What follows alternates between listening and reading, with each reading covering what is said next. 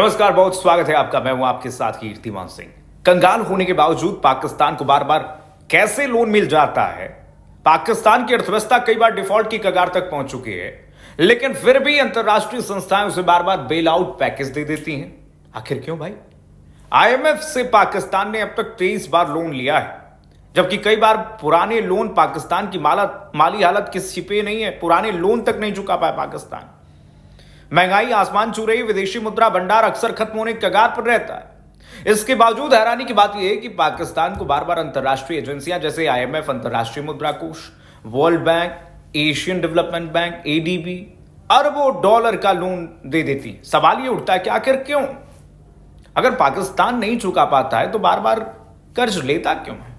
पाकिस्तान की अर्थव्यवस्था कई बार डिफॉल्ट की कगार तक पहुंच गई है, यह किस छिपा नहीं है, लेकिन फिर भी उसे बार बार ये संस्थाएं लोन देकर के क्या दिखाना चाहती हैं, क्या करना चाहती हैं, इसके पीछे क्या राज है? आइए आपको बताते हैं भाई।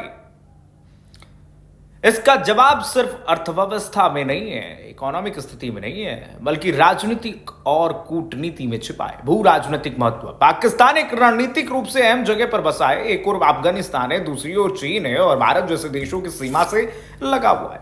अमेरिकी और पश्चिमी देश इसे इस्लामिक कट्टरपंथ, आतंकी नेटवर्क और चीन के प्रभाव के खिलाफ एक बैलेंसिंग पॉइंट मानते हैं, फायदा उठाते हैं, इसलिए इसे लोन मिलता है। आतंकवाद नियंत्रण और क्षेत्रीय स्थिरता।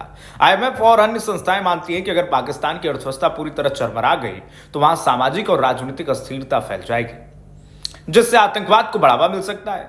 ऐसे में कुछ हद तक चलाए रखने के लिए लोन दिया जाता है, लेकिन यह लोन का क्या करता है दुनिया जानती है। बैंकिंग सिस्टम की रक्षा। पाकिस्तान का डिफॉल्ट वैश्विक फाइनेंशियल सिस्टम पर असर डाल सकता है, खासकर जब वहां की बैंकिंग और ट्रेड का कुछ हिस्सा दूसरे देशों से जुड़ा होता है। ये पैसा पाकर के क्या करता है तो पूरी दुनिया जानती है। जनता को कुछ नहीं मिलता है। इन लोन का फायदा आम जनता तक पहुंच ही नहीं पाता है।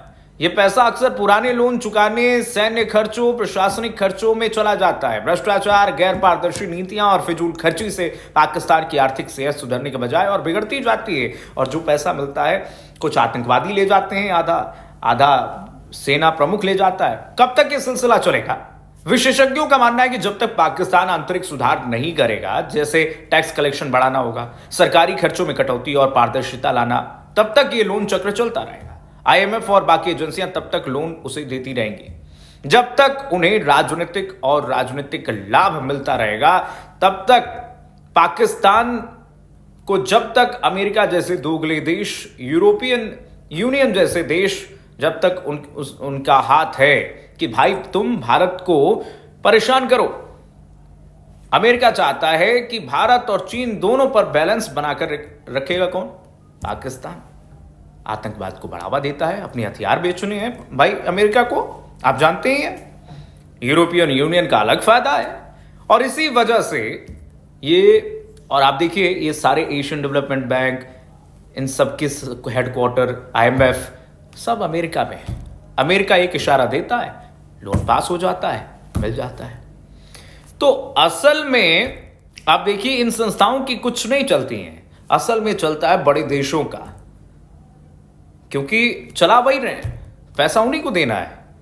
अमेरिका के इशारे पर वर्ल्ड बैंक पैसा दे देता है और उससे भारत परेशान होता है। आप क्या सोचते हैं? इस वीडियो में कमेंट करके जरूर बताइए। वीडियो को लाइक कीजिए, शेयर कीजिए, चैनल को सब्सक्राइब कीजिए। जय हिंद, नमस्कार।